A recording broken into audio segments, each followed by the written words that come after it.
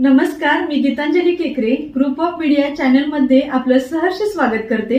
पाहूयात आजची एक महत्त्वाची बातमी।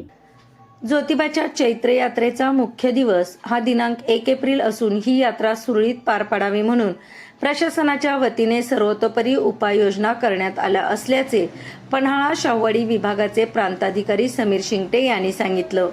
ते आज वाडी रत्नागिरी ज्योतिबा येथे पत्रकारांशी संवाद साधत होते। ज्योतिबाची चैत्र यात्रा अगदी काही तासावर येऊन ठेपलेली आहे।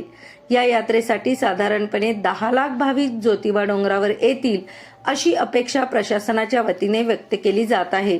त्यामुळे या सर्व भाविकांची यात्रेदरम्यान कोणतीही गैरसोय होऊ नये किंवा कोणताही अनुचित प्रकार घडू नये म्हणून प्रशासनाने सर्वतोपरी उपाययोजना केला असल्याचे प्रांताधिकारी समीर शिंगटे यांनी सांगितलं। 1 एप्रिलला म्हणजे बुधवारी पहाटे शासकीय अभिषेक झाल्यानंतर यात्रेची सुरुवात होते, पण त्या दिवशी रात्रीपासूनच मोठ्या प्रमाणावर गर्दी होते। यावर्षीचा एकंदरीत लोकांचा उत्साह आणि सर्व बघता 10 लाखापेक्षा जास्त भाविक येण्याची शक्यता आहे। त्या दृष्टीने प्रशासनानं तयारी आता अंतिम टप्प्यात आलेली आहे। जे स्वच्छता आणि पाणी पुरवठा जे आहे ते आपल्याकडे आता पाण्याचा भरपूर साठा आहे। स्वच्छतेची कामकाज पूर्ण झालेलं आहे। त्याचबरोबर सेंट्रल प्लाझा असेल किंवा पायरी मार्ग याच्यावरची अतिक्रमणं काढलेली आहेत आणि अतिक्रमण न होण्यासाठी परत पथकं पण आहेत। अन्न आणि औषध प्रशासनामार्फत पण यावेळेस आमच्याकडे जास्त लोक उपलब्ध आहेत। त्या अन्न औषध प्रशासनाच्या बरोबर पोलीसच्या विभागाच्या आणि महसूल विभागाच्या टीम देऊन कुठल्याही प्रकारची वीज बाधा टाळण्यासाठी, खराब अन्न पदार्थ टाळण्यासाठीची तपासणी मोहीम मागचा आठवडाभर सुरू आहे।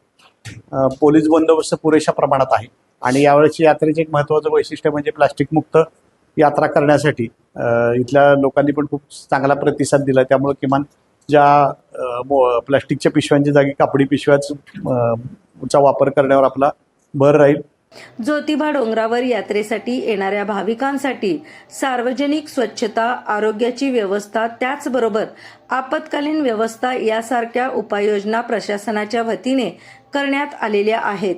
तसेच कोणताही अनुचित प्रकार घडू नये म्हणून चोख पोलीस बंदोबस्तही लावण्यात आलेला आहे। ग्रुप ऑफ मीडिया चॅनलला लाईक करा, सबस्क्राईब करा आणि शेअर करा।